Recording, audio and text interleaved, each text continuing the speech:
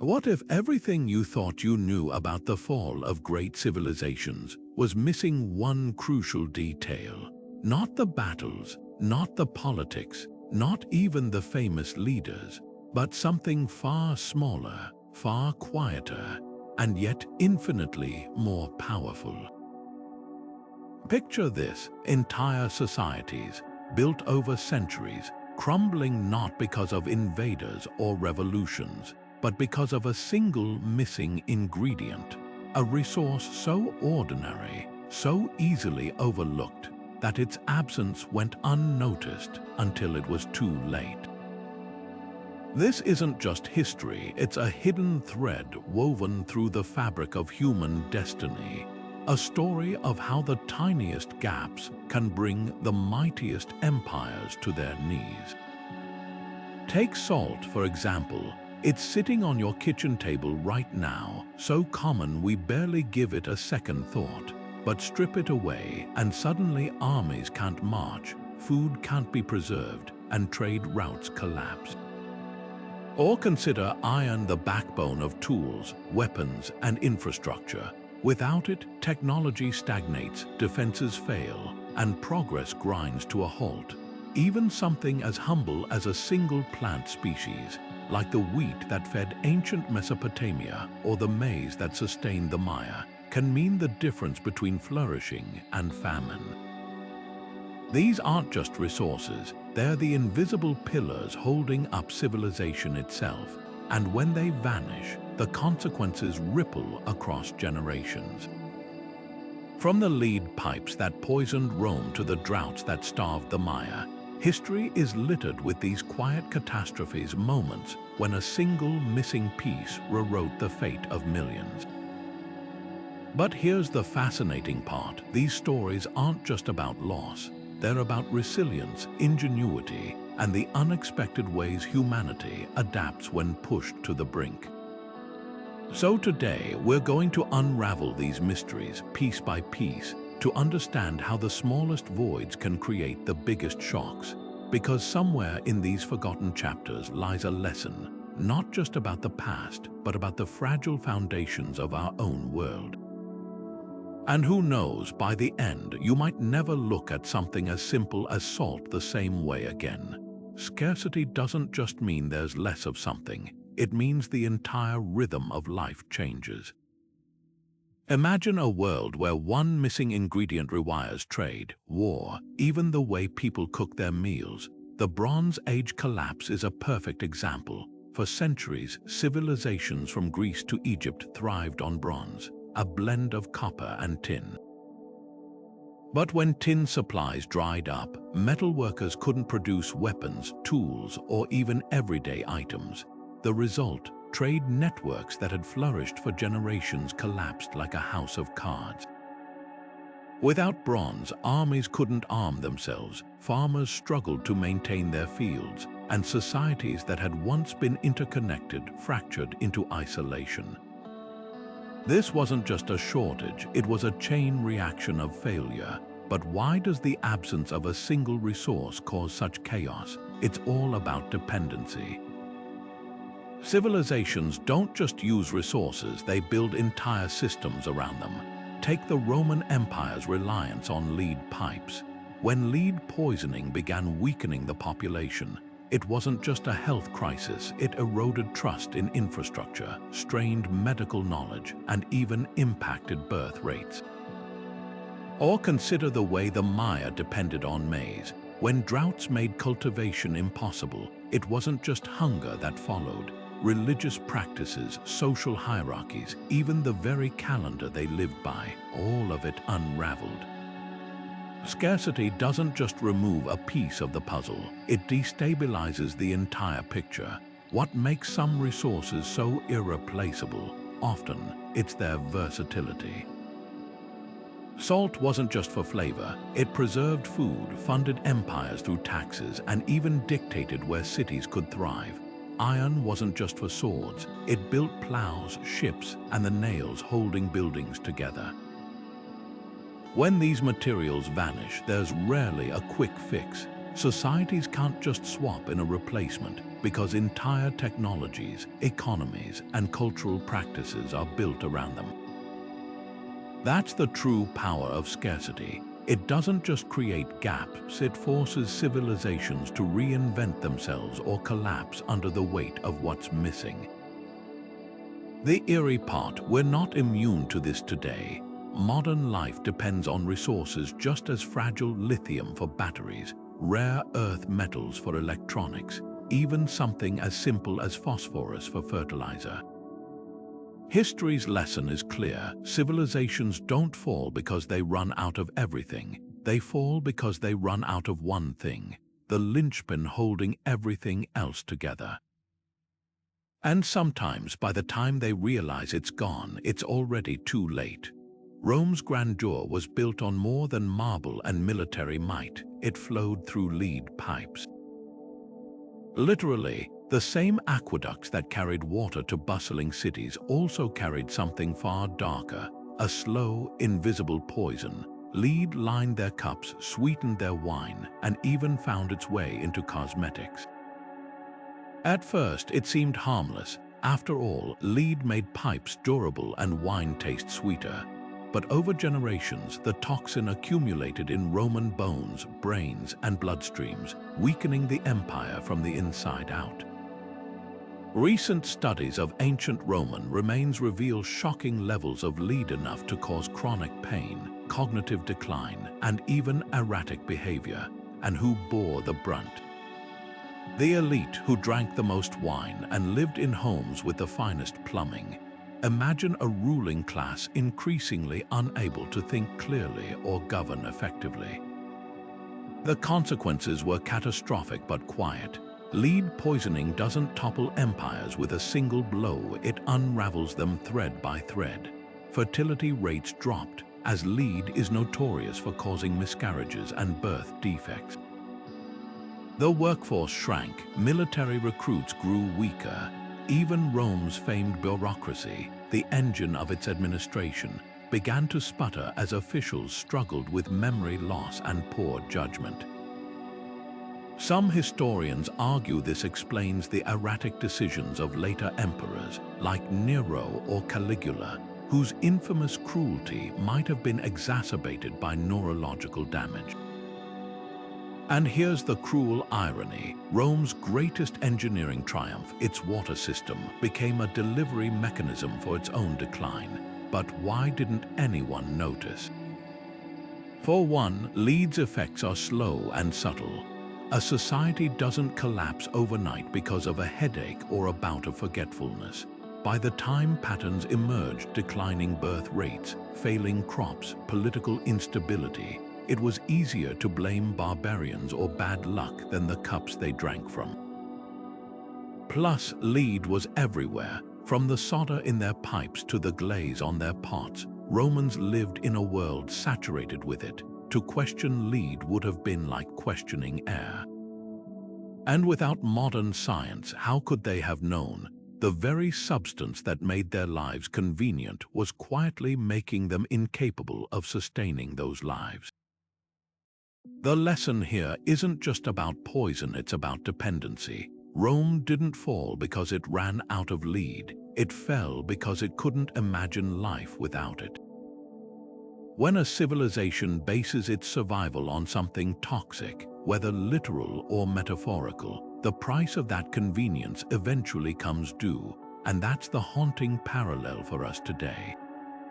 What invisible dependencies lurk in our own systems? What seemingly harmless conveniences might future historians point to as our blind spot? Rome's story is a warning. Sometimes the greatest threats aren't the ones storming the gates. They're the ones we invited inside, never realizing they were lethal. Deep in the jungles of Central America, the Maya built a civilization that seemed untouchable: soaring pyramids, vast networks of roads, and a calendar so precise it still astonishes astronomers today. But their greatest strength hid a fatal vulnerability: water. Unlike other empires that relied on rivers or underground aquifers, the Maya depended entirely on seasonal rains. For centuries, this worked. Their reservoirs filled, crops flourished, and cities expanded. Then the rain stopped. Tree rings tell the story with eerie precision. By studying ancient wood samples, scientists have identified a series of devastating droughts between the years 800 and 1000 AD, periods where rainfall dropped by nearly half. Sediment cores from lake beds paint an even starker picture, layers of thick mud abruptly replaced by brittle, cracked earth. The land itself was gasping for water. But here's the twist: the Maya didn't just suffer bad luck. Their own ingenuity may have accelerated the crisis. To build their cities, they cleared vast swaths of forest, unknowingly disrupting the local climate. Trees weren't just lumber, they were moisture regulators, their roots anchoring soil and their leaves releasing water vapor to seed clouds. With every acre felled, the rains grew scarcer. The collapse wasn't sudden, it was a slow suffocation. First, reservoirs ran dry, forcing farmers to abandon their fields. Then, as hunger spread, trade routes snapped under the strain.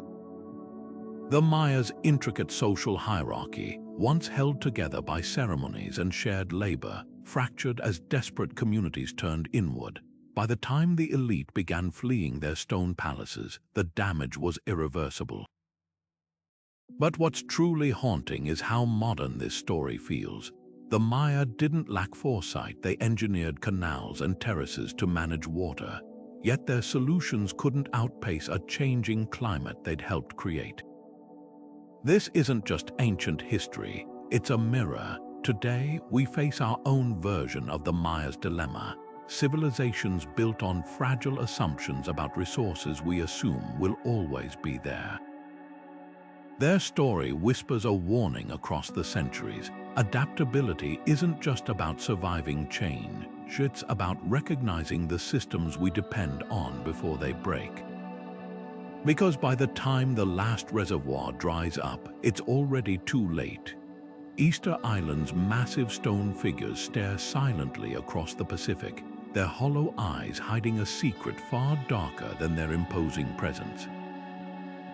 These moai weren't just symbols of power, they were the final act of a society that cut down its last lifeline. For centuries, the island's towering palm forests provided more than shade. They were the backbone of survival, supplying wood for homes, tools, and most crucially, the fishing canoes that fed the population. But as clans competed to carve ever larger statues, trees fell faster than they could regrow. Archaeologists have found evidence of a society in freefall. Ancient pollen records show palm numbers plummeting, while fish bones in garbage pits vanish from the record, replaced by gruesome signs of cannibalism.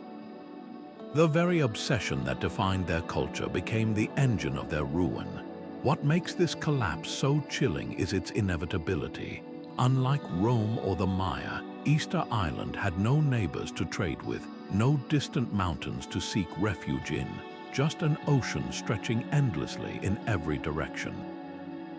When the last tree was felled, likely to roll another moai into place, there were no do-overs. No timber meant no boats meant no deep-water fish. And without fish, an island once teeming with life became a prison of hunger. The statues meant to honor ancestors instead became tombstones, yet the most unsettling detail.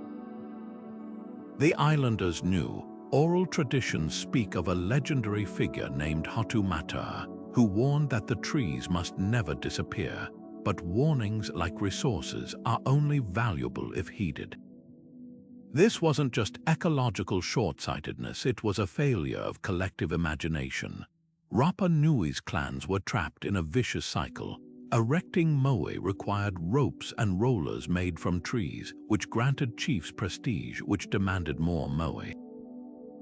With every statue, the island's future grew thinner.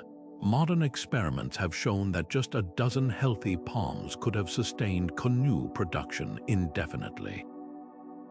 But by the time islanders grasped the stakes, their fate was sealed. Soil erosion from deforestation made farming nearly impossible. while the loss of bird species, once abundant in the canopy, stripped away another food source. The parallels to today's climate debates are impossible to ignore.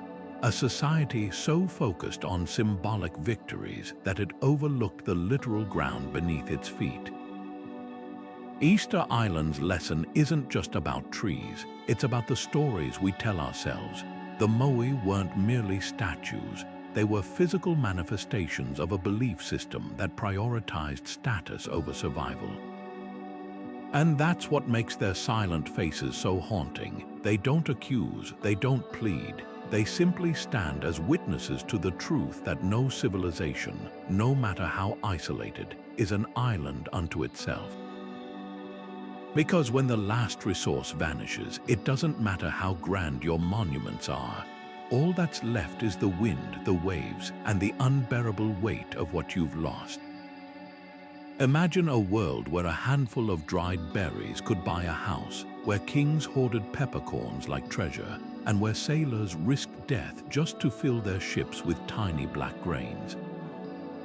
This wasn't fantasy, it was medieval Europe where black pepper was so precious it served as currency, dowry, even ransom. A single sack could make a merchant rich beyond dreams, and losing a shipment could bankrupt kingdoms. But why? What made this humble spice, now dusted casually on dinner tables, the obsession of an era? The answer lies in a perfect storm of scarcity, status, and human craving. Pepper's power began with its journey. Grown only in India's Malabar coast, it had to travel thousands of miles through deserts, across seas, and past bandits before reaching European markets. Every middleman, Persian traders, Arab merchants, Venetian monopolists drove the price higher. By the time it reached London or Paris, pepper cost more than silver ounce for ounce. But its value wasn't just about taste. In an age before refrigeration, pepper masked the flavor of spoiled meat. It was medicine, believed to cure fevers and aid digestion. Most crucially, it was a symbol. Serving pepper dishes proved you could afford the impossible, turning meals into theater for the wealthy. Then came the game changer, Portugal's Vasco da Gama. In 1498, his ships rounded Africa's Cape of Good Hope, bypassing traditional overland routes to reach India directly. Overnight, Lisbon became the spice capital of Europe, funding an empire built on pepper profits. But this wasn't just trade, it was conquest. Portuguese cannons targeted Arab trading posts, seizing control by force. The old networks collapsed, and with them, the economies of cities like Venice that had grown rich as middlemen. The ripple effects were staggering. To protect their shipments, Portugal established forts from Mozambique to Macau, effectively inventing the first global naval empire, all because of a spice no bigger than a pea. Here's the twist: pepper's rarity was manufactured. There was never a shortage in India where it grew abundantly. The scarcity was imposed by distance and greed. And that artificial value reshaped the world. Without the pepper trade, would Portugal have plunged so deeply into Asian waters? Would the Dutch and British have followed, igniting centuries of colonial competition? It's haunting to consider how much history hinged on the economics of a flavoring. Yet pepper's legacy isn't just about exploitation. It spurred innovations, better ships, sharper maps, new banking systems to fund risky voyages.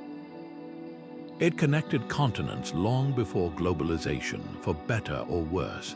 And when prices finally fell in the 1800s, thanks to industrial farming and steamships, something profound happened. A luxury reserved for kings became a staple for servants. The very thing that once divided societies became a universal pleasure. That's the paradox of pepper. The spice that built empires ultimately outlasted them, reminding us that value is never in the object itself, but in the stories we attach to it. And those stories, like the scent of pepper on the wind, linger long after the empires fade. Salt isn't just something you sprinkle on your fries, it's the silent architect of empires. Take the Roman legions, for example. Their very paychecks were measured in salt rations, a practice so ingrained that the word salary comes from the Latin salarium, meaning salt allowance. Without it, soldiers couldn't preserve their food, march long distances, or maintain the discipline that held the empire together. But salt's power went far beyond military logistics. In ancient China, emperors built the world's first state monopoly around it, taxing every grain to fund their dynasties. The Great Wall wasn't just a barrier against invaders, it was a customs checkpoint for salt traders, its watchtowers doubling as tax collection points. Then there's Venice, a city that rose from swampy obscurity to dominate Mediterranean trade, all because of salt. By controlling the lagoons where seawater evaporated into perfect crystals, Venetian merchants turned marshes into fortunes. Their wealth built palaces, funded wars, and even bankrolled the Renaissance. But here's the twist: salt wasn't just a commodity, it was a weapon. When Venice went to war with Genoa, they didn't just blockade ports. They sabotaged salt supplies, knowing starvation would follow. Because without salt, meat rotted, armies starved, and cities fell. Fast forward to colonial India, where the British Empire slapped a tax on salt, turning a daily necessity into a luxury for millions. Enter Gandhi, who saw this not as an economic policy but as a moral outrage. His Salt March in 1930 wasn't just a protest, it was genius theater. By defiantly scooping up untaxed seawater, he exposed the brutality of colonial rule. The act was so simple, so universally understood, that it ignited a revolution. Overnight, salt became a symbol of resistance, proving that empires could be shaken not by swords, but by something as ordinary as a mineral: the lesson. Scarcity is a choice. From Rome to Britain, those who controlled salt didn't just control trade, they controlled life itself. And when that control was challenged, the consequences were seismic. Because history shows us again and again, the most powerful forces aren't always the ones that glitter. Sometimes they're the ones that dissolve on your tongue, leaving behind a taste of rebellion. High in the rugged mountains of Anatolia, the Hittites forged a weapon so revolutionary, it was worth more than gold iron. Unlike the soft bronze used by their rivals, Hittite blades held a terrifying edge, slicing through armor like parchment. But this wasn't just superior metallurgy. It was a monopoly guarded with the desperation of a civilization clinging to its lifeline. The secret: they controlled the only known source of iron ore in the ancient Near East, and they perfected a smelting technique so delicate, it was whispered about in myths.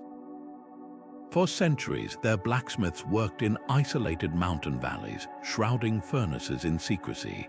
Kings treated iron like a royal privilege, gifting small ceremonial daggers to allies while hoarding the rest for their armies.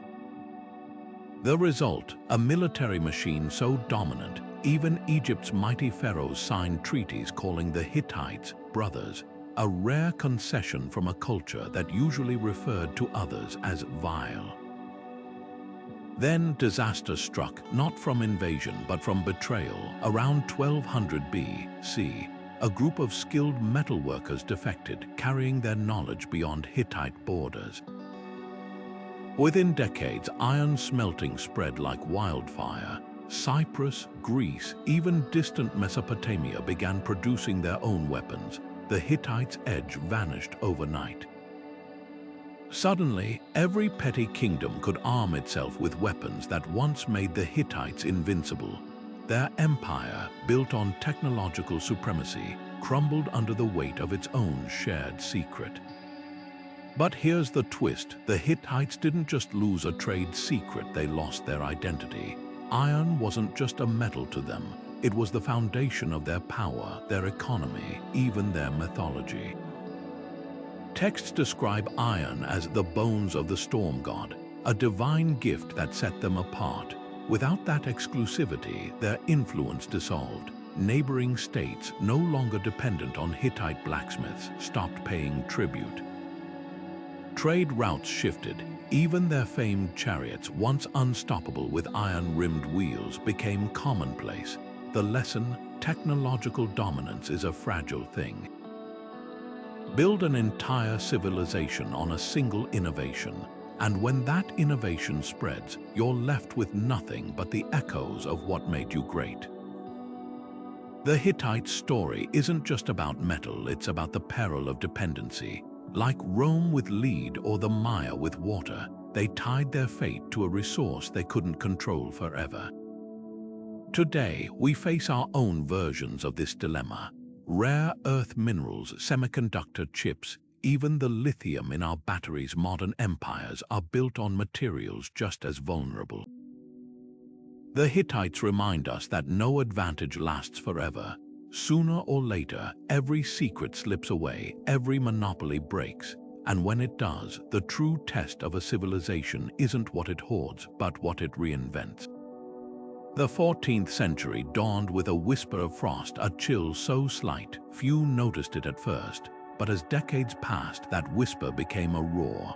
Europe was plunging into the Little Ice Age, a climatic shift that would reshape history. Summers grew shorter, winters harsher, and the once reliable rhythm of the seasons faltered. Wheat, the lifeblood of medieval Europe, withered in fields that had fed generations. Grain yields plummeted by as much as 40%, and with them, the stability of an entire continent. This wasn't just bad weather, it was a silent siege where the missing ingredient wasn't an exotic spice or a precious metal, but something far more ordinary: sunlight. The consequences were immediate and brutal. In England, chroniclers wrote of villagers gnawing on tree bark and boiling leather for broth. French markets saw bread prices quadruple overnight, sparking riots in cities already strained by war. But the crisis went deeper than hunger. Grain wasn't just food, it was currency, fuel, and social glue. Peasants paid rent in bushels, monasteries brewed beer from barley, and armies marched on bread rations. When harvests failed, the entire feudal system shuddered. Lords, desperate to maintain their incomes, squeezed tenants for higher dues. The result: revolts erupted from Flanders to Florence as starving farmers took up sides not to harvest crops but to fight their landlords. Yet the most devastating blow came from an unexpected direction: warfare.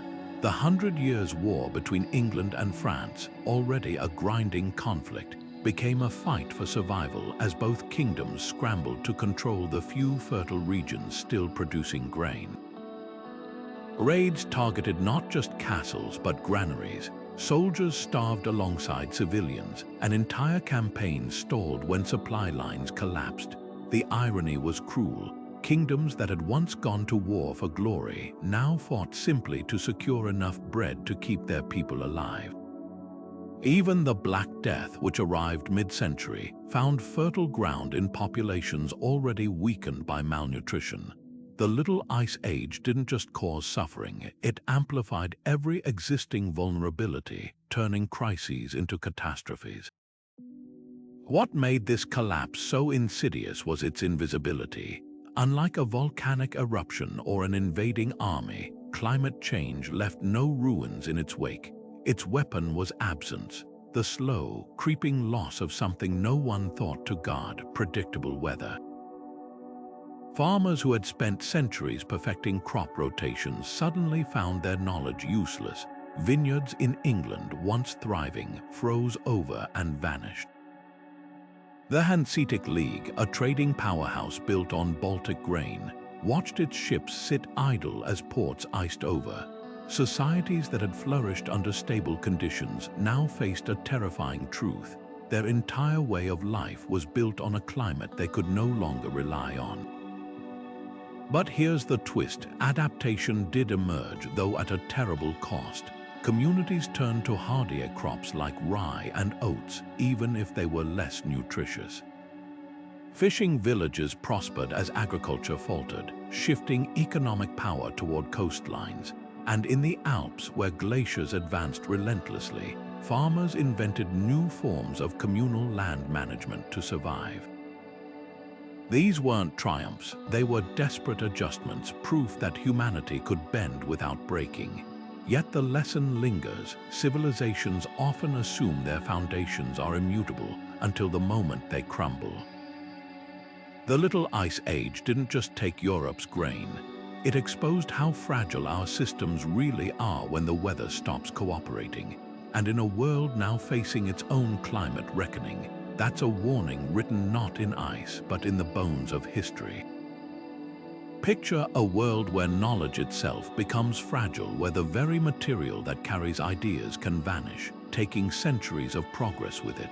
That's exactly what happened in Europe after Rome's fall, when papermaking disappeared from the West for nearly 1,000 years. Suddenly, scribes were forced back to scraping words onto animal skins, a costly and laborious process that turned books into luxury items.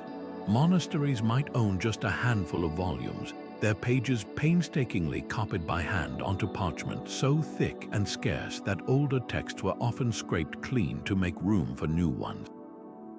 The irony, while Europe struggled in this intellectual drought, the Islamic world was building libraries that held more books than entire European kingdoms combined, all because they'd preserved the secret Rome had lost: how to turn rags and reeds into paper. The gap wasn't just about convenience. Paper was revolutionary because it democratized learning. In Baghdad's House of Wisdom, scholars could afford to write down theories, debate them, and preserve them for future generations. Astronomers tracked the stars, mathematicians refined algebra, and physicians compiled medical encyclopedias, all on pages made from linen and hemp.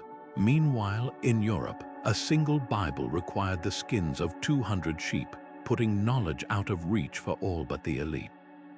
The consequences were staggering. Without paper, Europe's scientific progress stalled, legal systems fractured, and even administrative records grew spotty. Kings relied on oral oaths because written contracts were too rare to enforce. The loss wasn't just technological, it was cultural. But why did paper vanish in the West in the first place? The answer lies in trade routes. Papermaking had traveled from China to the Islamic world via the Silk Road, but Europe's connections to these networks frayed after Rome's collapse. Without merchants carrying the craft westward, the knowledge simply evaporated. And here's the twist. When paper finally returned to Europe in the 12th century, through Islamic Spain and later the Crusades, it sparked a chain reaction. Universities bloomed, Gothic cathedrals rose, their designs meticulously sketched on affordable paper, and by the 15th century, Gutenberg's press couldn't have changed the world without it. The lesson here isn't just about paper. It's about how civilizations rise or fall on the most mundane foundations. A technology as humble as pulped fibers became the difference between darkness and enlightenment, between whispered rumors and enduring truth. And it makes you wonder, what seemingly ordinary innovations do we rely on today, unaware of how fragile they really are? Because history shows us time and again, it's not just the grand inventions that shape our fate, but the quiet ones we forget to protect. Potatoes weren't just food in Ireland, they were life itself. By the 1840s, nearly half the population relied on this single crop, its starchy tubers providing the calories that fueled entire villages. Then, in 1845, the leaves began to rot. A mysterious blight carried on ships from the Americas turned thriving fields into blackened wastelands overnight. The fungus Phytophthora infestans didn't just kill crops, it devoured them from the inside, leaving behind a stench so foul it hung in the air for miles. Families dug up their potatoes only to find them reduced to slime. But the real horror wasn't the blight itself, it was what came next. As famine gripped Ireland, British officials responded with a chilling calculus. Ireland was, after all, part of the wealthiest empire on earth, producing vast quantities of grain, meat, and dairy enough to feed its population many times over. But under colonial rule, these resources weren't for the Irish. Landlords, most of them absentee English aristocrats, exported shiploads of wheat, barley, and beef to England, even as children starved in the streets. Government relief efforts were deliberately meager, rooted in the belief that aid would make the Irish lazy. Soup kitchens were few and far between, and workhouses became death traps where families perished together. Meanwhile, British economists like Charles Trevelyan called the famine an effective mechanism for reducing surplus population, a phrase that laid bare the grotesque logic behind the suffering. The cruelty wasn't passive, it was policy. British troops guarded food convoys leaving Irish ports, ensuring exports continued uninterrupted. Parliament refused to suspend the Corn Laws, tariffs that kept grain prices artificially high because doing so would hurt English landowners. Even private charity was weaponized. Some aid groups required recipients to convert to Protestantism before receiving a single loaf of bread. And when desperate farmers stole food to survive, they were met with evictions over 500,000 during the famine years, their homes torn down or set ablaze to prevent return. The message was clear: starvation was the price of defiance. But here's what makes this tragedy more than a historical horror story. The famine wasn't just a failure of crops, it was a failure of systems. Ireland's dependence on potatoes wasn't an accident, it was engineered. British land policies forced tenant farmers onto smaller and smaller plots, leaving no room to grow diverse crops. The Irish weren't ignorant of the risks. They'd pleaded for land reform for decades, but colonial rule had stripped them of any power to change their fate. When the blight came, it exposed the fragility of a society pushed to the brink by design. The scars never faded. Over 1 million died and another million fled, shrinking Ireland's population by a quarter in just 6 years. The diaspora scattered survivors across the globe, from Boston to Sydney, carrying with them a trauma that shaped generations. And yet, the famine's darkest legacy might be its silence. For over a century, British schoolbooks dismissed it as a natural disaster, erasing the role of policy and prejudice. Only in recent decades have historians pieced together the full truth that the famine was less an act of nature than a choice. A choice to value profit over people, ideology over empathy, and power over survival. It's a pattern we've seen before, from the Maya's drought to Rome's lead pipes, but with a horrifying twist. Sometimes the missing ingredient isn't just scarce, sometimes it's stolen. And when scarcity meets indifference, the result isn't just collapse, it's carnage. The Irish famine teaches us that civilizations don't just fall from what's absent, they can be murdered by what's withheld. It began with a virus, not the kind that kills, but the kind that creates beauty. Tulips infected with a harmless mosaic disease developed stunning streaks of color, their petals rippling with fiery reds and purples unlike anything gardeners had seen before. By the 1630s, these rare, broken tulips had become the ultimate status symbol in the Dutch Golden Age, where newly wealthy merchants flaunted their prosperity, not with gold or land, but with flower beds.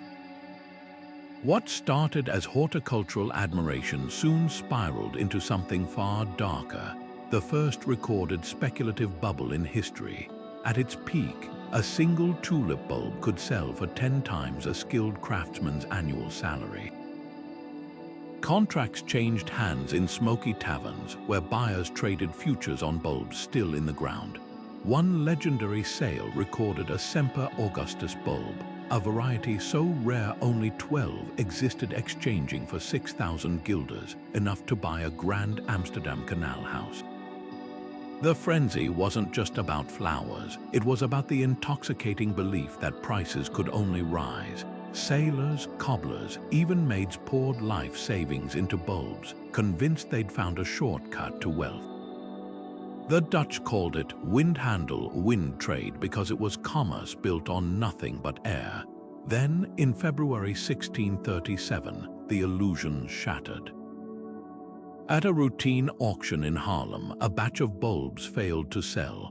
Panic spread like frost through the marketplace. Within days, prices collapsed by 90%, leaving investors clutching worthless contracts. Bankruptcies cascaded through cities, tearing apart families and businesses alike. The government attempted to intervene, declaring that contracts could be voided for a fraction of their value, but the damage was irreversible. Tulips, once prized as the jewels of the garden, became symbols of folly. What makes this crash so haunting isn't the absurdity, it's the psychology.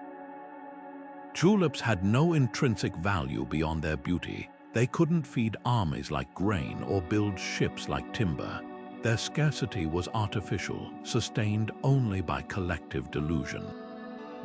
And that's where the modern parallels sting. From Beanie Babies in the 90s to cryptocurrency swings today, we've seen the same pattern. Ordinary objects transformed into speculative gold mines by the alchemy of perceived rarity.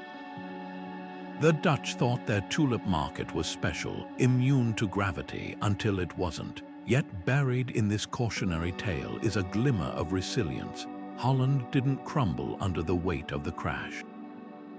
Instead, it doubled down on real innovation, channeling capital into ventures that would last: drainage systems, global trade networks, artistic masterpieces.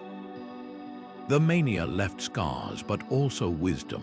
An economy built on ephemeral desires is as fragile as a tulip in winter, and perhaps that's the lesson we're meant to take from this floral fever dream. When the next speculative craze arrives, dressed in new trappings but fueled by the same old hunger, will we recognize it before the petals start to fall? In the bustling markets of Tenochtitlan, money didn't clink, it crunched. Aztec traders haggled not with coins, but with cacao beans, counting them out by the thousands for everything from turquoise jewelry to slaves. These humble beans were more than currency. They were a sacred trust, their value backed by the empire's meticulous control over supply. Growers in the tropical lowlands paid tribute in cacao, while counterfeiters faced execution for trying to pass off clay fakes. The system worked because everyone believed in it, until strangers arrived with no respect for the rules. When Cortés and his conquistadors stormed into Mexico in 1519, they saw cacao as a curiosity, not capital. Unburdened by local customs, they seized groves, disrupted trade routes, and even drank the beans as a bitter beverage, squandering what the Aztecs treated as gold. The disruption was catastrophic. With supply chains in chaos, the beans' scarcity skyrocketed. Prices for basic goods exploded tenfold in some regions, rendering savings worthless overnight. A turkey that once cost 100 beans now demanded 2,000. The Aztec economy, built on centuries of stability, unraveled in months. But here's the twist: the Spanish didn't just break the system, they failed to replace it. European coins meant nothing to a population that had never used metal money. Barter became the only option, but without a shared measure of value, trust evaporated. Farmers refused to bring crops to market, fearing unfair trades. Markets that had thrived under the Aztecs' careful oversight descended into chaos. The conquistadors, baffled by the collapse, responded by force, demanding cacao at sword point, only accelerating the crisis. This wasn't just an economic shock, it was cultural obliteration. Cacao had been woven into Aztec life far beyond commerce. It flavored rituals, sealed marriages, and even served as battlefield rations. Its sudden scarcity didn't just empty purses, it erased a way of life. Spanish priests, misunderstanding its significance, banned cacao drinks as heathen indulgence, severing another thread of tradition. Within a generation, the knowledge of how to cultivate premium Criollo beans, once guarded like state secrets, faded into obscurity. The lesson here isn't just about currency. It's about how easily systems can shatter when their underlying beliefs are destroyed. The Aztecs didn't lose their economy because cacao vanished. They lost it because the conquistadors refused to see its worth. And that's the eerie parallel to our own era. How many modern systems, cryptocurrencies, stock markets, even social contracts rely not on tangible value, but on shared faith? The Aztecs' fate whispers a warning. When the stories we tell about money collapse, what's left isn't just inflation. It's a world where nothing means what it used to. Beneath the rolling hills of 18th century Britain lay a black treasure that would ignite the modern world: coal. This wasn't just fuel, it was the lifeblood of an economic revolution. While other nations relied on dwindling forests for energy, Britain sat atop seams of coal so vast they seemed inexhaustible. But that abundance wasn't just luck, it was destiny. Without it, the roaring factories, clattering locomotives, and belching steamships that defined the Industrial Revolution would have been impossible.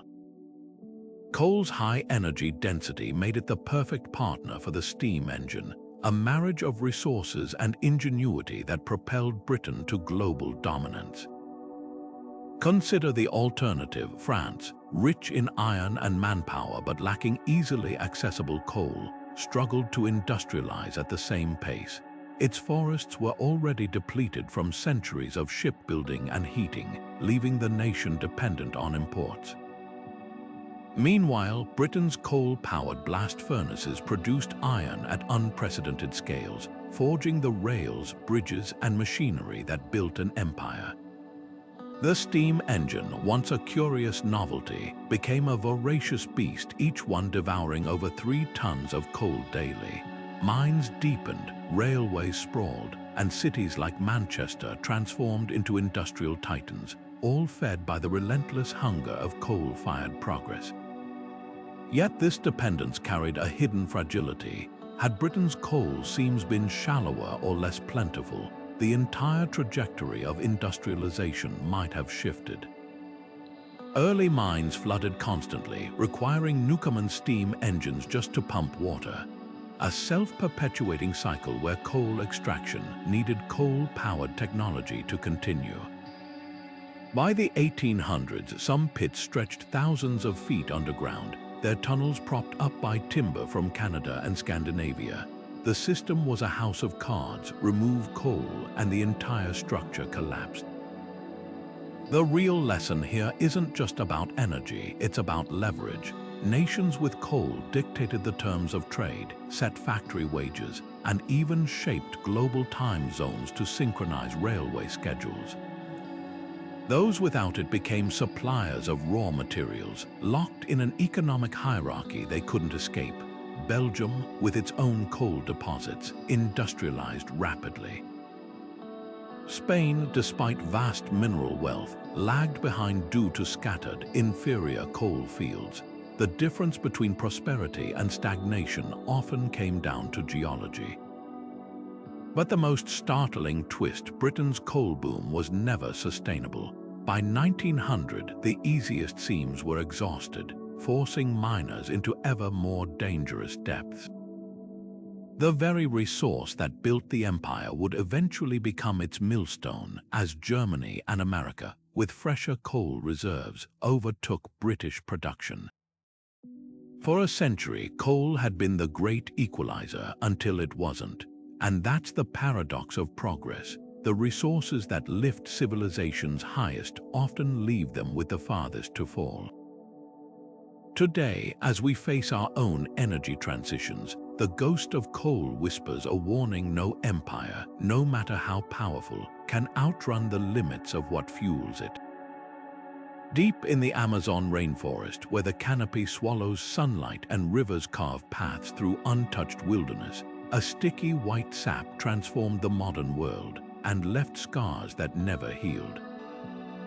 Rubber, drawn from the bark of heavier trees, became the lifeblood of industry in the late 19th century, powering everything from bicycle tires to telegraph cables. But this wasn't just a story of innovation. It was a frenzy of exploitation so brutal, it turned paradise into a slaughterhouse. The rush began with a simple realization: rubber was elastic, waterproof, and indispensable.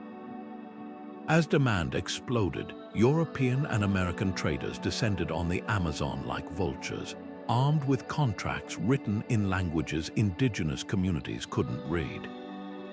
Tribes that had lived sustainably for millennia suddenly found their forests parceled into concessions, their trees slashed and drained by tappers working under armed guard.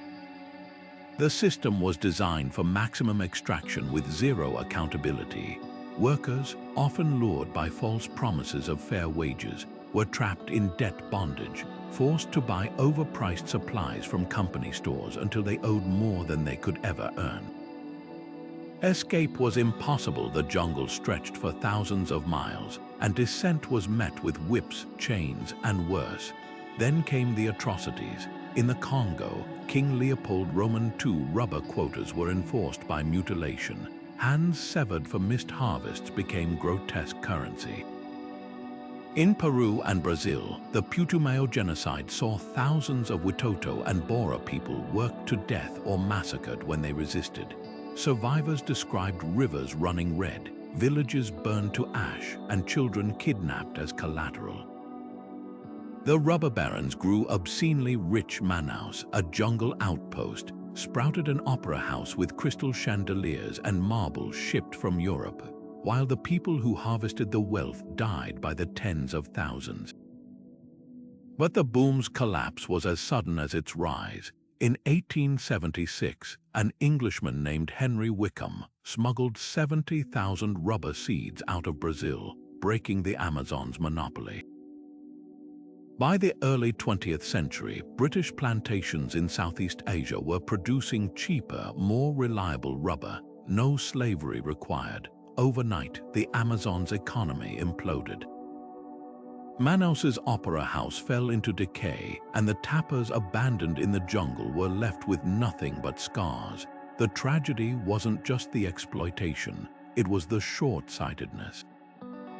The rubber barons had treated both people and trees as infinite resources, never imagining a world where their power could vanish like smoke. The cruelest twist. Synthetic rubber, invented during World War II, made even plantations obsolete. By the 1950s, factories could produce rubber from petroleum, rendering the entire brutal system redundant. The lesson here isn't just about greed, it's about the fragility of empires built on extraction. When your wealth depends on something that can be replicated, replaced, or outmoded, no amount of cruelty can save you. The Amazon's rubber boom wasn't just a crime against humanity, it was a ticking time bomb of its own making. And today, as we stare down our own dependencies on rare minerals, fossil fuels, even algorithms, it's worth asking, what happens when the world finds a cheaper alternative to us? Oil doesn't just fuel cars, it fuels power. The moment that truth became undeniable was October 1973, when OPEC nations cut production and slapped an embargo on countries supporting Israel in the Yom Kippur War. Overnight, gas prices quadrupled in the U.S. Panic buying left pumps dry, while governments rationed fuel with odd, even license plate systems. But the real shock wasn't at the pump, it was in the boardrooms.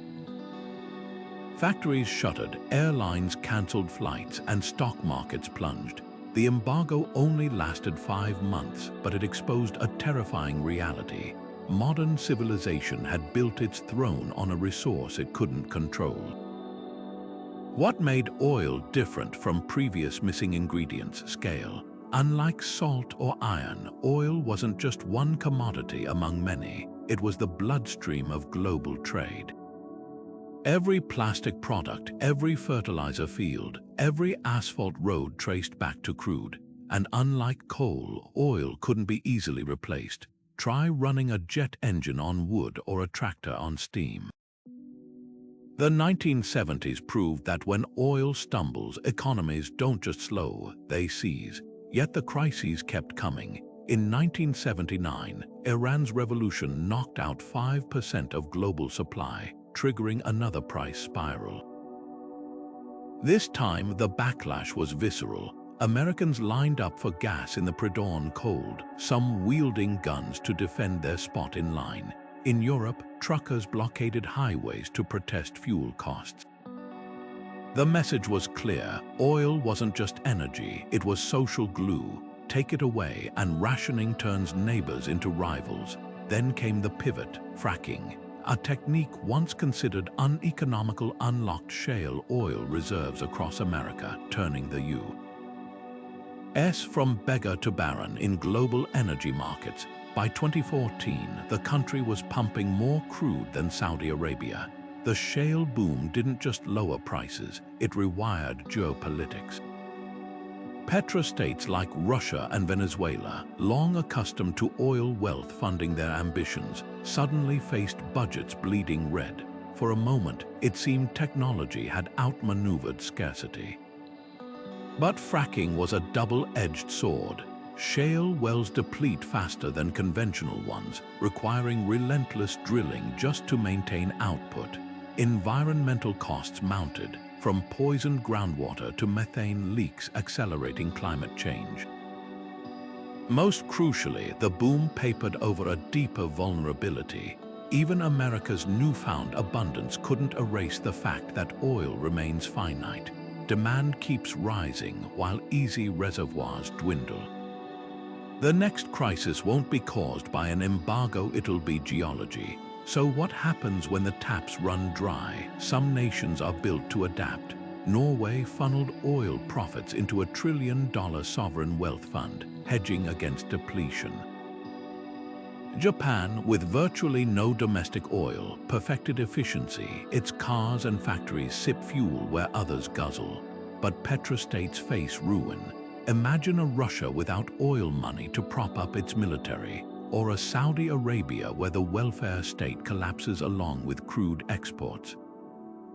The shockwaves could make the Arab Spring look tame. The wild card is innovation. Electric vehicles are already chipping away at demand, while biofuels and hydrogen hint at a post-oil future. But transition is messy. Lithium batteries need mining, biofuels compete with food crops, and hydrogen infrastructure lags. The real lesson of oil isn't just about energy, it's about the cost of complacency. Every civilization clings to its lifeblood until the well runs dry. The difference this time, we see the crisis coming. The question is whether we'll change course before the missing ingredient becomes the one that breaks us. Hidden inside every smartphone, electric car, and wind turbine are tiny amounts of metals so rare, their names sound like they're from a science fiction novel: neodymium, dysprosium, terbium. These rare earth elements are the unsung heroes of modern technology, powering everything from the vibrations in your phone to the magnets in MRI machines. But here's the terrifying catch. The entire tech revolution hinges on a supply chain as fragile as a spider's web. 90% of these critical metals come from just one country, China, and the rest are dug from some of the most unstable corners of the planet.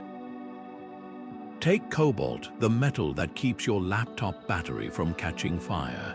Nearly 70% of it comes from the Democratic Republic of Congo, where mines are plagued by child labor, corruption, and violent conflicts over mineral rights. The moment these supply chains snap, whether from political unrest, trade wars, or sheer depletion, factories from Detroit to Shenzhen could grind to a halt. Electric vehicle makers like Tesla need 6 times more cobalt per car than traditional autos. Solar panels rely on tellurium and indium, metals so scarce that a single mine in Peru supplies half the world's tellurium. One landslide, one strike, one export ban, and suddenly the green energy revolution isn't just delayed, it's derailed. But scarcity isn't the only problem. Extracting these metals is an environmental nightmare. Rare earth processing produces radioactive waste, poisoning waterways and leaving behind toxic lakes so vast they're visible from space. In Inner Mongolia, mountains of radioactive slag from refining neodymium loom over ghost towns where cancer rates have skyrocketed. The cruel irony: the very materials fueling our clean energy future are leaving behind wastelands. So why don't we just mine elsewhere? The answer lies in a brutal economic reality. China didn't dominate this market by accident. It did so by tolerating environmental costs others wouldn't. Opening a new rare earth mine in the West can take a decade of permits, protests, and red tape, while prices swing wildly based on geopolitical whims. When China slashed exports in 2010, prices spiked 700% overnight. Japan, caught off guard, had to secretly airlift dysprosium out of Vietnam to keep its factories running. Yet there's a glimmer of hope, and it's not just about finding new mines. Scientists are racing to recycle rare earths from old electronics, but the process is like trying to unscramble an omelet. The metals are blended into alloys, welded into circuits, and dispersed in microscopic amounts. It's cheaper to dig new ore than to salvage the old. Meanwhile, startups are designing batteries without cobalt and magnets without neodymium, but these breakthroughs are years away from mass production. The real crisis isn't just about running out, it's about being trapped in a system where the ingredients of progress are also the ingredients of vulnerability. History has shown us this pattern before, from the bronze shortage that toppled empires to the oil shocks that crippled economies. But this time, the stakes are higher. Without these metals, there's no green transition, no AI boom, no next-gen smartphones. The question isn't whether we'll adapt, it's whether we'll do it before the clock runs out. Because unlike coal or rubber, there's no planet B for rare earths. Once they're gone, the age they built goes with them. Cape Town's countdown to Day Zero in 2018 wasn't just a crisis, it was a wake-up call. For months, residents watched dam levels plummet, their taps inching closer to silence as officials prepared to turn off municipal water. The city came within 90 days of becoming the first modern metropolis to run dry, saved only by drastic rationing and a last-minute deluge of rain. But Cape Town's brush with disaster wasn't an anomaly, it was a preview.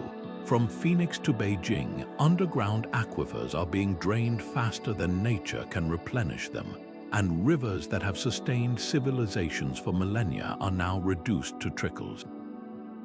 The question isn't whether water scarcity will shape our future, it's whether it will tear nations apart. History offers grim precedents. 4,000 years ago, the Akkadian Empire, Mesopotamia's first superpower, collapsed not by invasion but by drought. Cuneiform tablets describe fields turning to dust, canals evaporating, and desperate farmers abandoning cities in waves. Archaeologists have found layers of wind-blown silt where thriving markets once stood, proof of a catastrophe so severe it erased an entire era from memory. Fast forward to the Khmer Empire's Anchor, where an elaborate hydraulic system of reservoirs and canals fed 1 million people until a prolonged dry spell crippled the network. The lesson is clear: when water vanishes, even the most advanced societies crumble. Yet modern conflicts over water aren't just about survival, they're about power. Take the Nile, where Ethiopia's Grand Renaissance Dam has sparked threats of war from Egypt, a nation reliant on the river for 90% of its water. Or the Indus, where India and Pakistan's mutual hostility is exacerbated by disputed glacier-fed tributaries. These aren't theoretical tensions. In 2017, Iranian farmers clashed with security forces over diverted water supplies, leaving protesters dead. In Chile's Patorca province, avocado plantations guzzle groundwater while locals drink from tanker trucks. The pattern is universal. Scarcity breeds inequality, and inequality breeds violence. What makes water different from other resources is its irreplaceability. Oil can be swapped for renewables, rare earths can be recycled, but there's no alternative to H2O.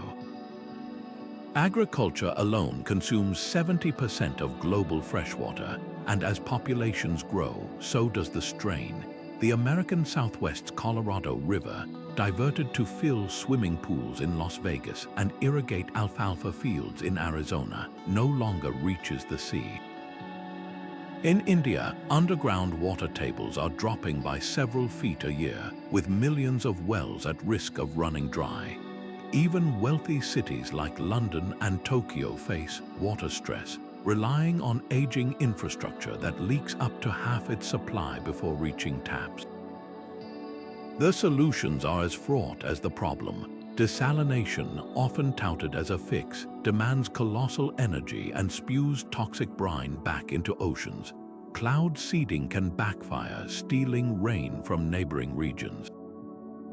And conservation, while vital, runs headlong into economic priorities. When Cape Town imposed strict water limits, wealthy residents drilled private boreholes, deepening inequality. Meanwhile, satellite data reveals that illegal wells are draining aquifers from California to Saudi Arabia, with no enforcement in sight. The darkest irony.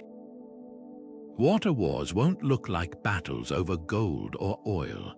They'll be fought in courtrooms over treaties, in alleyways over rationing, and in the quiet desperation of farmers watching crops wither. Unlike sudden collapses from plague or invasion, water scarcity is a slow-motion crisis, one that gives us just enough time to see it coming, but not enough to easily stop it. The real test won't be whether we can innovate our way out of shortage, but whether we can share what's left before it's gone for good. Because when the wells run dry, no amount of technology can refill them. Only cooperation can, and history isn't optimistic. Picture an orchard in full bloom, branches heavy with fruit, except this time, no bees buzz between the petals. The flowers wither unpollinated, the trees bear nothing, and a quiet catastrophe unfolds. This isn't hypothetical. Bees, those tiny, tireless workers we so often overlook, are vanishing at an alarming rate. Colony collapse disorder, a phenomenon where entire hives abandon their queens and simply disappear, has wiped out millions of colonies since the 1990s. And the stakes couldn't be higher. 1 out of every 3 bites of food you eat exists because of pollinators. Apples, almonds, blueberries, even coffee, all hang in the balance. The scale of this dependency is staggering. In California's Central Valley, where 80% of the world's almonds are grown, farmers rent billions of bees each spring to pollinate their orchards. Semi-trucks stacked with hives crisscross the state like clockwork, a multi-million-dollar migration just to keep the trees productive. But what happens when the bees stop arriving? In 2019, American beekeepers lost 40% of their colonies, not to predators or harsh winters, but to mysterious collapses. The hives weren't empty from starvation or disease. The bees had simply vanished, leaving behind full honeycombs and unhatched larvae. Scientists point to a perfect storm of threats. Pesticides like neonicotinoids, designed to protect crops, seep into pollen and disrupt bees' nervous systems, leaving them disoriented and unable to navigate home. Monoculture farming, vast fields of a single crop, means bees face feast or famine cycles, gorging on one type of pollen for weeks, then starving when the bloom ends. Add invasive mites that parasitize hives and climate change scrambling bloom seasons, and you've got a recipe for ecological disaster. But here's what makes this crisis different from historical scarcities. Bees aren't just a resource, they're a biological linchpin. You can't mine more pollinators or engineer a quick substitute. Some farms resort to hand pollination, hiring laborers to dab each flower with a brush, a method so labor-intensive it's only feasible for high-value crops like vanilla or greenhouse tomatoes. In China's Sichuan province, where pesticides decimated wild bees decades ago, farmers perch on ladders to pollinate pear trees by hand, a painstaking process that's both unsustainable and heartbreakingly inefficient. The economic ripple effects are already visible. Between 2015 and 2020, almond pollination fees in California jumped 30% as hive shortages grew. If losses continue, those costs will ripple through grocery aisles, hitting everything from strawberry jam to avocado toast. And it's not just food. Bees pollinate alfalfa, a key feed for dairy cows, meaning milk and beef prices could skyrocket too. The collapse of these tiny workers wouldn't just mean pricier produce, it could unravel entire agricultural systems, yet there's a glimmer of hope in the chaos. Urban beekeeping has surged, with rooftops from New York to Berlin hosting hives. Farmers are planting wildflower borders to give bees year-round forage, while some European nations have banned the worst pesticides. Scientists are even breeding resilient, survivor queens whose offspring resist mites and disease. But these solutions are patches, not cures. The deeper lesson here is about interconnectedness. Bees don't just make honey, they stitch ecosystems together, a living reminder that civilization's most vital ingredients aren't always the ones we stockpile or fight over. Sometimes they're the ones we forget to notice until the silence tells us they're gone. Antibiotics once seemed like magic bullets, tiny pills capable of vanquishing infections that had haunted humanity for millennia. A scraped knee no longer meant death from sepsis. Pneumonia wasn't an automatic death sentence. Childbirth became safer, surgeries routine. But this golden age of medicine rests on a foundation we've been quietly eroding. Antibiotic resistance isn't some distant threat. It's already here, turning once treatable infections into potential killers. The World Health Organization calls it one of the top 10 global public health threats, and for good reason. Imagine a world where a simple urinary tract infection resists every drug, where a routine tonsillectomy becomes a gamble with death. That's not science fiction, it's the trajectory we're on. The irony is brutal. Antibiotics are victims of their own success. The more we've used them, the more we've accelerated the evolution of superbugs. Hospitals, where these drugs are deployed most intensely, have become breeding grounds for resistant strains like MRSA. But the problem isn't just hospitals. Factory farms dose livestock with antibiotics not to treat disease, but to fatten animals faster, a practice that pumps these drugs into our food chain.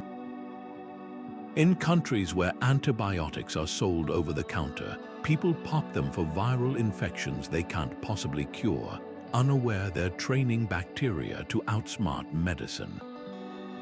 Even the environment plays a role. Pharmaceutical runoff laces rivers from India to the United States, creating perfect conditions for resistance genes to spread.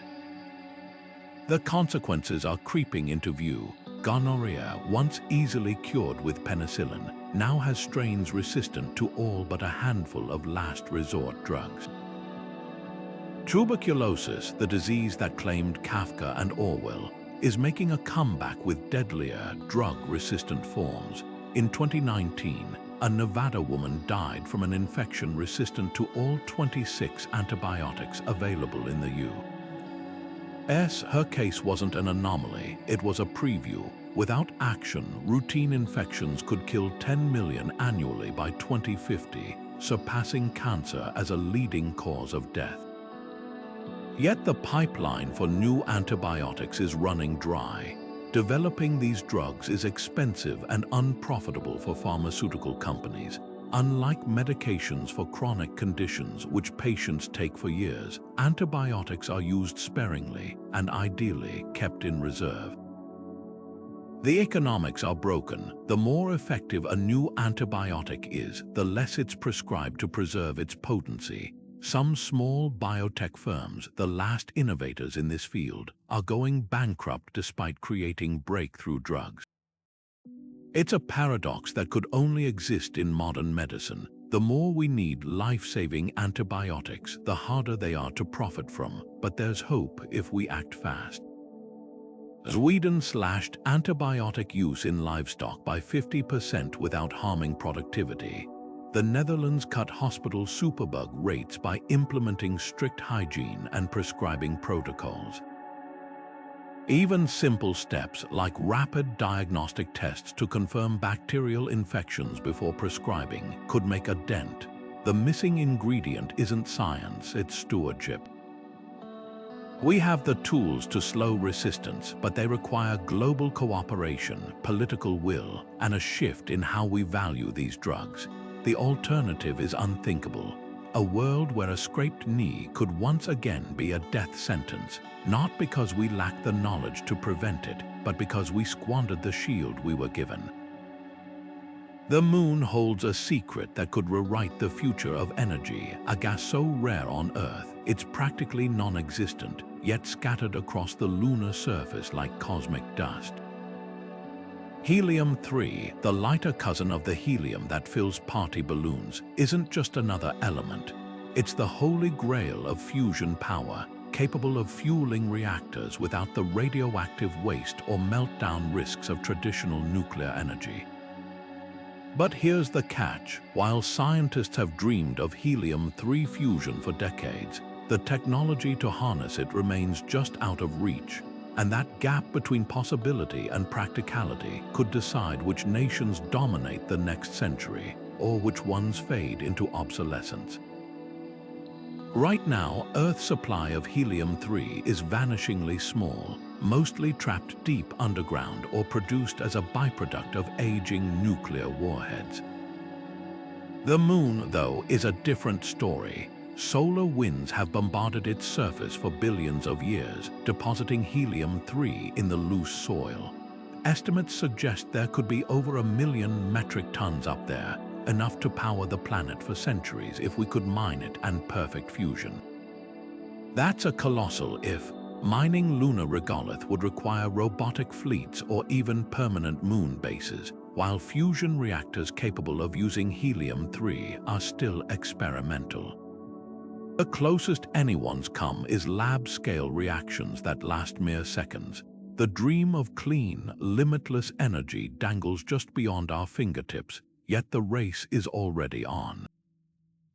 China's Chang missions have explicitly targeted helium-3-rich regions, while private companies like SpaceX slash launch costs, inching us closer to industrial-scale lunar operations. The stakes are higher than energy independence. Whoever cracks helium-3 fusion first wouldn't just solve climate change, they'd hold the ultimate geopolitical trump card. Imagine a world where one nation controls the fuel that replaces oil, gas, and coal. The petrodollar could give way to the lunar dollar, with moon mines becoming the new oil fields. Countries without access to the technology or the lunar real estate would face an energy apartheid, locked out of the post-fossil fuel economy. But what if the breakthrough never comes? History is littered with resource booms that fizzled from the rubber barons of the Amazon to the shale oil gamblers of the 21st century. Helium-3 could follow the same arc, a glittering promise that collapses under the weight of its own hype. Without viable fusion, lunar mining would devolve into a costly vanity project, draining budgets for little return. The risk isn't just failure, it's distraction. Pouring resources into a moonshot could divert attention from earthly renewables like solar and wind, which are already viable today. The irony would be cruel, chasing a moon mirage while the planet burns. The deeper question isn't just about helium-3, it's about how civilizations gamble on the future. The Bronze Age collapsed when tin ran out. The Industrial Revolution hinged on coal. Every era has its make-or-break resource, and ours might be waiting in the lunar soil. But unlike past scarcities, this one comes with a twist. We can see the crisis coming. The choice isn't just whether to mine the moon, but whether to bet everything on a technology that doesn't yet exist. Because if the fusion revolution stalls, we won't just be back to square one. We'll have wasted the one thing we can't afford to lose: time. Fire consumed more than scrolls. When the Library of Alexandria burned, it devoured the collective memory of an era. Scholars estimate that nearly 70% of all classical knowledge vanished in those flames, from treatises on steam engines by Hero of Alexandria to star charts that might have reshaped astronomy. But the tragedy wasn't just the loss of parchment, it was the severing of a cultural lifeline. For centuries afterward, scientists like Galileo and Newton would unknowingly rediscover concepts the ancients had already mastered, wasting lifetimes retracing steps that could have propelled humanity forward. This is the hidden cost of vanishing knowledge. Progress doesn't just slow, it walks in circles. Languages tell a similar story. When the last fluent speaker of a dialect dies, they don't just take words with them, they erase entire ways of seeing the world. The Yagan people of Tierra del Fuego, for example, had no word for war. Their language, now kept alive by a single elderly woman, structured reality around cooperation and kinship. Contrast that with Taki Onkoy, a forgotten Quechua resistance movement whose oral histories held medicinal plant knowledge later confirmed by modern science. These aren't just linguistic curiosities, they're intellectual toolkits forged over millennia and discarded in generations. Ethnobotanists estimate that over half of all plant-based medicinal knowledge has been lost as indigenous languages fade, a library of cures burning in slow motion. Then there are the technologies that slipped through our fingers. Roman concrete, which hardened underwater and lasted millennia, baffled engineers until its recipe was recently rediscovered in an ancient text. Damascus steel, so strong it could slice through silk as it fell, vanished when Syrian smiths took their forging secrets to the grave. Even mundane inventions like Greek fire, a napalm-like weapon that burned on water, disappeared because its formula was too tightly guarded. The irony is cruel. Societies often hoard knowledge as power, only to watch it evaporate when crisis strikes. Protecting these intangible ingredients requires more than digitization. It demands active stewardship. Iceland's language policy, which immerses children in Old Norse sagas alongside coding classes, keeps a tongue spoken by Vikings alive in the age of AI. The Rosetta Project, etching thousands of languages onto nickel discs, creates backups designed to last 2,000 years.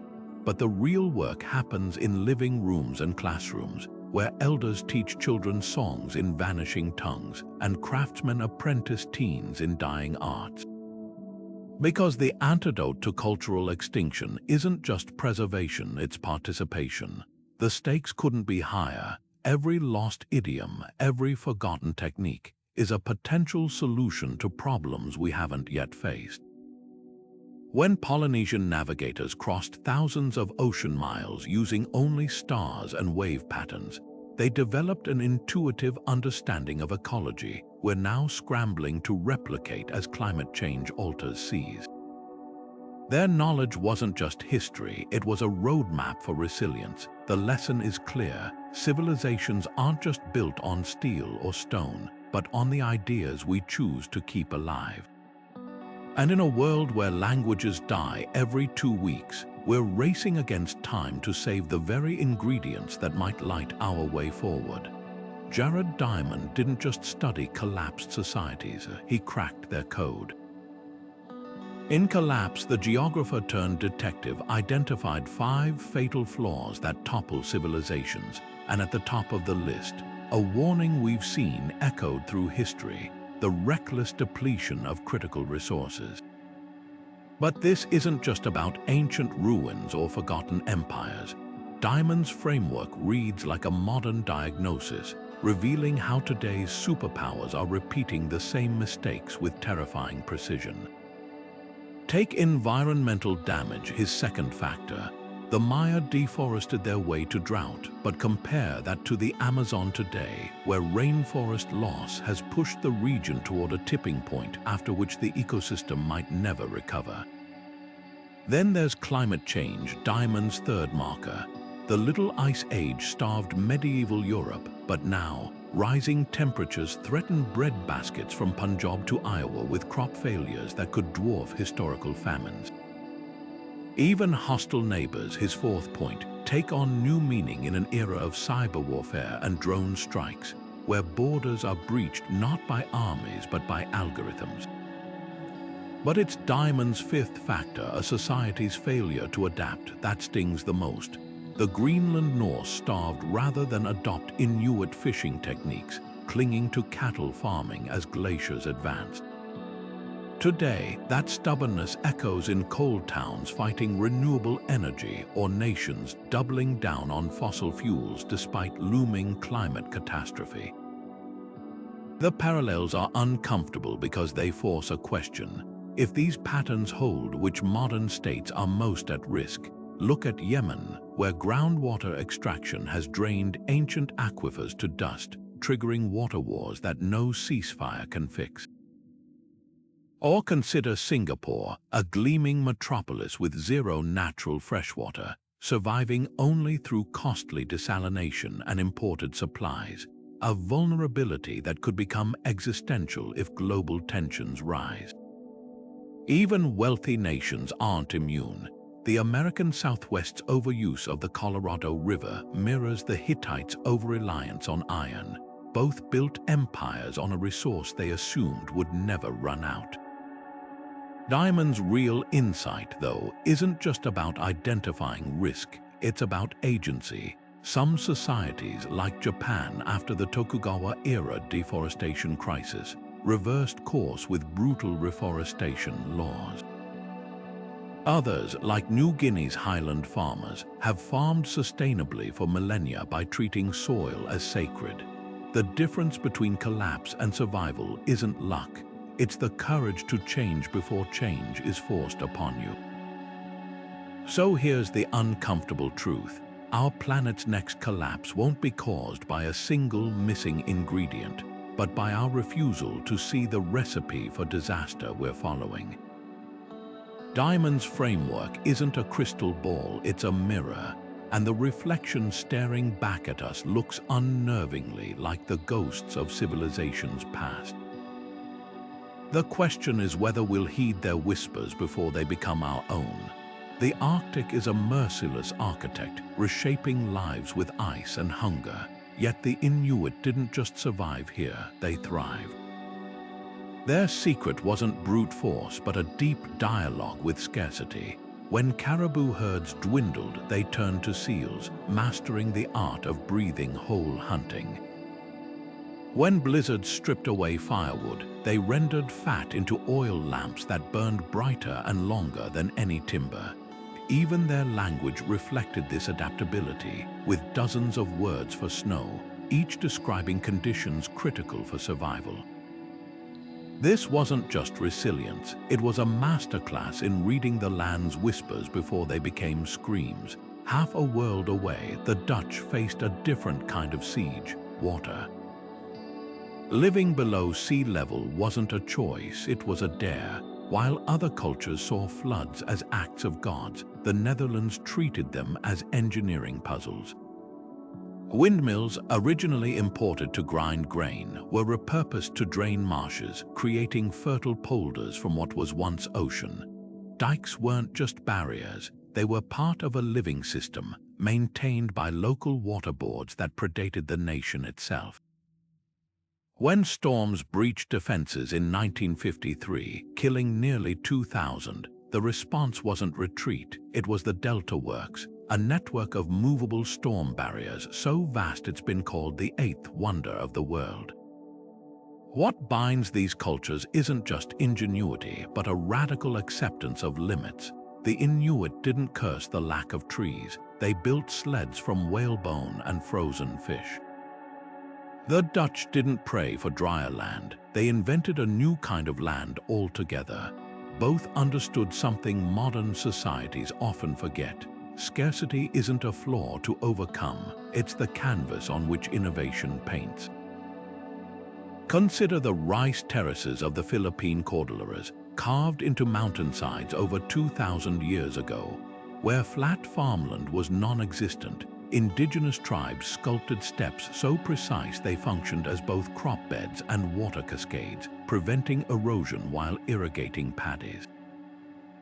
Or look to the Nabateans, who turned the arid Negev into a blooming oasis by channeling rare desert rains through a fractal-like network of cisterns and channels. These weren't just survival tactics, they were systems thinking in action, treating every drop of water or inch of soil as part of a larger equation. The lesson here isn't about grit, it's about foresight. Societies that endure don't wait for crisis to force their hand. They build libraries of contingency plans, diversify their dependencies, and most crucially, cultivate the humility to learn from those who came before. Because history's greatest collapses weren't caused by a lack of resources, but by a lack of imagination, and that's a vulnerability no stockpile can fix. Vertical farms rise like neon cathedrals in abandoned warehouses, their stacked trays of lettuce bathed in artificial sunlight, a far cry from the sun-baked fields that fed our ancestors. This is the cutting edge of scarcity proofing, where technology promises to defy the limits of geography and season. In Singapore, a country that imports 90% of its food, skyscraper greenhouses now produce vegetables with 95% less water than traditional farms. Meanwhile, in California's drought-stricken Central Valley, startups are perfecting hydroponic systems that grow strawberries with pinpoint precision, recycling every drop. These aren't just efficiency upgrades, they're full-scale rebellions against the constraints that toppled civilizations. But for all their sleek innovation, these solutions carry hidden vulnerabilities. A single power outage could wilt an entire vertical farm's crop in hours, and the rare earth metals needed for LED grow lights are themselves subject to supply chain chaos. The paradox is cruel. The very systems designed to escape dependency often forge new ones. Lab-grown meat reveals a similar dilemma. By culturing animal cells in bioreactors, companies promise to decouple protein from the environmental havoc of industrial livestock. No deforestation, no methane emissions, no ethical quandaries. The first lab burger cost $300,000 in 2013. Today, startups sling cultured chicken nuggets for under $10 a pop. Yet scaling this technology means confronting biological bottlenecks. Fetal bovine serum, a nutrient-rich broth derived from slaughtered calves, has long been the gold standard for cell growth. While alternatives exist, perfecting them at industrial scale remains a hurdle. And then there's energy. A study from the University of Oxford found that unless cultured meat facilities run on renewable power, their carbon footprint might rival conventional beef. The dream of guilt-free meat could evaporate if it's tethered to dirty grids. The deeper challenge isn't technical, it's systemic.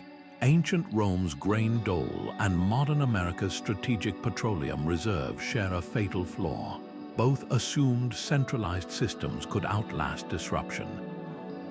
But history's greatest survival stories, from the Inuits' diversified hunting to the Dutch's distributed water management, succeed through redundancy, not monoculture. Vertical farms and lab meat might hedge against climate shocks, but they risk recreating the brittle supply chains that doomed past societies. The Maya didn't starve because they lacked maize. They starved because every field, every meal depended on it. Perhaps the most radical experiments lie beyond high-tech hubs. In Senegal, farmers are reviving an ancient practice called farmer-managed natural regeneration, coaxing dormant tree roots back to life to combat desertification. The result, drought-resistant food forests that require no irrigation or expensive inputs. In India's arid Rajasthan, centuries-old Jo had simple earthen dams are being restored to recharge groundwater, turning parched villages back into oases. These solutions lack Silicon Valley's gloss, but they offer something more valuable: resilience honed through generations of trial and error. The ultimate test won't be whether we can innovate, but whether we can adapt not just our tools but our mindset. The Hittites clung to iron until their empire crumbled. The Dutch reinvented themselves with each flood. As we stare down climate change, resource wars, and ecosystem collapse, the lesson isn't to bet everything on one miracle cure.